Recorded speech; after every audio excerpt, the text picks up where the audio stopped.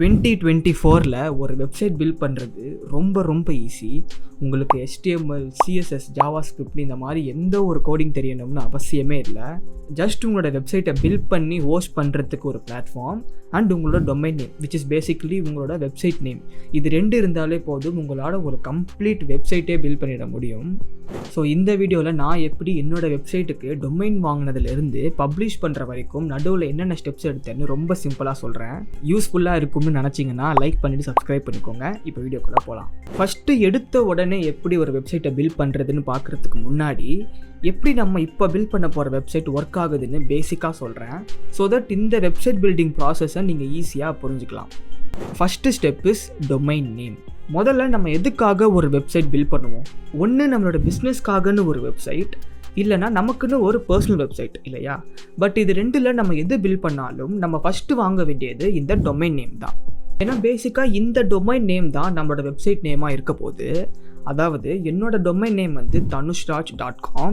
இந்த மாதிரி நீங்கள் உங்களோட பிஸ்னஸ்க்கோ இல்லை உங்களுக்கோ .in .comனு எது வேணால் நீங்கள் வாங்கிக்கலாம். பட் ஒன்ஸ் நீங்கள் கூகுளில் போயிட்டு செக் பண்ணிக்கோங்க, நீங்கள் நினச்சி வச்சுருக்க நேமுக்கு டொமைன் அவைலபிளாக இருக்கான்னு. அடுத்ததாக செகண்ட் ஸ்டெப் தான் சூஸிங் அ ஹோஸ்டிங் சர்வீஸ். இதுதான் முக்கியமான விஷயமே ஒரு வெப்சைட்டுக்கு. ஏன் அப்படின்னா பொதுவாக இந்த வெப்சைட்ஸ் எல்லாமே ஒரு சர்வரில் தான் ஸ்டோர் ஆகும். நம்ம கூகுளில் போயிட்டு ஒரு வெப்சைட் நேம் சர்ச் பண்ணுறப்போ அந்த சர்வர்லேருந்து தான் கூகுள் எடுத்து நமக்கு வெப்சைட் லோட் ஆகும் இல்லையா? அப்படி இருக்கப்போ நம்மளோட வெப்சைட்டும் ஏதாச்சும் ஒரு சர்வரில் இருந்தால் தான் கூகுள் அந்த சர்வர்லேருந்து எடுத்து நமக்கு வெப்சைட்டை காட்டும்.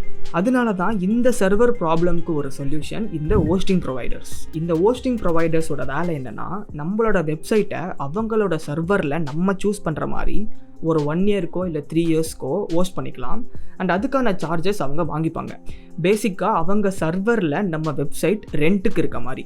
என்ன ஒரு அட்வான்டேஜ் இந்த ஹோஸ்டிங் ப்ரொவைடர்ஸ்னால நமக்கு கிடைக்கும்னா, சர்வரில் எந்த ஒரு ப்ராப்ளமும் வராமல் இந்த ஹோஸ்டிங் ப்ரொவைடர்ஸ் பார்த்துப்பாங்க. அப்படியே வந்தாலும் அவங்களே அதை சரி பண்ணிடுவாங்க. ஸோ தட் நம்மளோட வெப்சைட்டும் 24/7 லைவாக இருக்கும். அடுத்ததாக லாஸ்ட் ஸ்டெப்பு தான் பில்டிங் தி ஆக்சுவல் வெப்சைட். இங்கே தான் வேர்ட்ப்ரெஸ்ன்னு ஒரு பிளாட்ஃபார்ம் யூஸ் ஆகும். பிகாஸ் இந்த வேர்ட்ப்ரெஸ்ஸில் தான் நம்ம வெப்சைட்டை பில்ட் பண்ணுவோம். பட் எதுவுமே கோடிங் கிடையாது, எல்லாமே ட்ராக் அண்ட் ட்ராப் ஃபீச்சர் தான். ஆக்சுவலாக இந்த வேர்ட்ப்ரெஸ்ன்றது ஒரு கான்டென்ட் மேனேஜ்மெண்ட் சிஸ்டம். அதாவது நம்ம வெப்சைட்டில் போடுற பிளாக் போஸ்ட் இந்த மாதிரி எல்லாமே மேனேஜ் பண்ணுற ஒரு பிளாட்ஃபார்ம் தான் இந்த வேர்ட்ப்ரெஸ். அண்ட் ரொம்ப முக்கியமாக நம்ம வெப்சைட் பில்ட் பண்ணுறதுக்காக இந்த வேர்ட்ப்ரெஸ்லேயே நிறைய ஃப்ரீ டெம்ப்ளேட்ஸ் அவைலபிளாக இருக்கும். நீங்கள் ஏதாச்சும் ஒன்று சூஸ் பண்ணிக்கிட்டு உங்கள் ரெக்குயர்மெண்ட்ஸ்க்கு ஏற்ற மாதிரி நீங்கள் சேஞ்ச் பண்ணிக்கலாம்.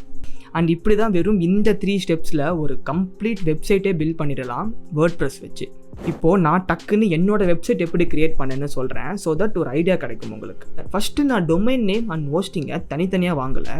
ஏன் அப்படின்னா நான் வந்து ப்ளூ ஹோஸ்ட்ன்ற இந்த ஹோஸ்டிங் சர்வீஸை தான் சூஸ் பண்ணேன். அதில் இந்த பேசிக் பிளானில் டொமைன் நேம் 1 இயருக்கு ஃப்ரீயாக கொடுப்பாங்க. இதே மாதிரி நீங்கள் சூஸ் பண்ணுற ஹோஸ்டிங் சர்வீஸில் இந்த டொமைன் நேம் ஃப்ரீயாக கொடுக்குறாங்களான்னு செக் பண்ணிக்கோங்க. எனக்கு தெரிஞ்ச வரைக்கும் ஃபஸ்ட்டு டைம் ஒரு வெப்சைட் பில்ட் பண்ணுறப்போ எல்லா ஹோஸ்டிங் ப்ரொவைடர்ஸுமே இந்த டொமைன் நேமை ஃப்ரீயாக கொடுத்துருவாங்க. ஆனால் அதை தாண்டி நீங்கள் ரொம்ப இம்பார்ட்டண்ட்டாக பார்க்க வேண்டியது இந்த SSL சர்டிஃபிகேட் இருக்கான்னு தான். ஏன்னா அப்போ தான் கூகுள் இந்த வெப்சைட் ஒரு செக்யூரான வெப்சைட் தான்னு புரிஞ்சுக்கும். இப்போ நம்ம ப்ளூ ஹோஸ்டோட டேஷ்போர்டுக்குள்ளே போனால் வேர்ட்ப்ரெஸ் ப்ரீ இன்ஸ்டால்டாகவே வந்துடும்.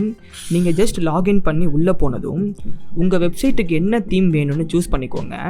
அதுக்கு நீங்கள் இந்த அப்பியரன்ஸ்க்கு போய் தீம்ஸ் கிளிக் பண்ணதும் நிறைய தீம்ஸ் இருக்கும். நீங்கள் ஏதாச்சும் ஒரு தீமை சூஸ் பண்ணிக்கோங்க. அண்ட் அதுக்கப்புறமா நீங்கள் உங்களோட ரெக்குயர்மெண்ட்ஸ்க்கு ஏற்ற மாதிரி கஸ்டமைஸ் பண்ணிக்கலாம். நான் ராஃப்ட்ன்ற இந்த ஒரு தீமை தான் சூஸ் பண்ணேன். அண்ட் நான் ஜஸ்ட் எனக்கு வேணுன்ற மாதிரி கஸ்டமைஸ் பண்ணிக்கிட்டேன். இப்படி தான் நான் என்னோடய வெப்சைட்டை க்ரியேட் பண்ணேன் ப்ளூ ஹோஸ்ட் அண்ட் வேர்ட்ப்ரெஸ் வச்சு. அண்ட் ப்ரைஸிங்னு பார்த்தா நான் 1 இயருக்கு 3950 rupees பே பண்ணேன், இன்க்ளூடிங் டேக்ஸ் என்னோட ஹோஸ்டிங் சர்வீஸ்க்கு. ஸோ ரொம்ப சிம்பிளாக எப்படி ஒரு வேர்ட்ப்ரெஸ் வெப்சைட்டை பில்ட் பண்ணுறதுன்னு சொல்லிட்டேன்னு நினைக்கிறேன். வேறு ஏதாச்சும் டவுட்ஸ் இருந்தால் கீழே கமெண்ட்ஸில் சொல்லுங்கள், கண்டிப்பாக நான் ரிப்ளை பண்ணுறேன். தேங்க்யூ.